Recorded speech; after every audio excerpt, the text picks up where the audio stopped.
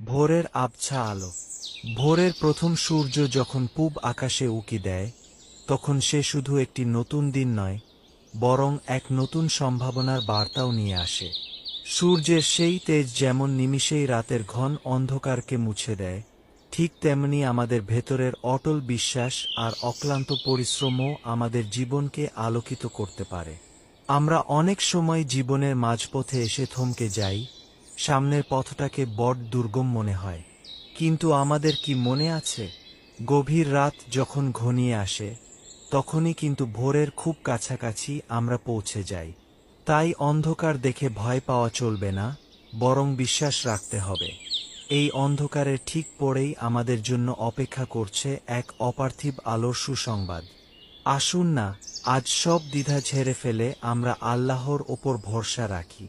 আমাদের স্বপ্নের পথে আজই ফেলি সেই ছোট ছোট কদমগুলো।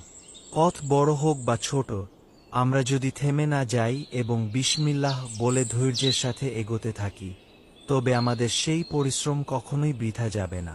চলুন, আজ থেকেই আমরা শুরু করি নতুন এক উদ্যমে। আল্লাহ আমাদের সবার নতুন শুরুগুলোকে কবুল করুন এবং আমাদের পরিশ্রমে বরকত দিন।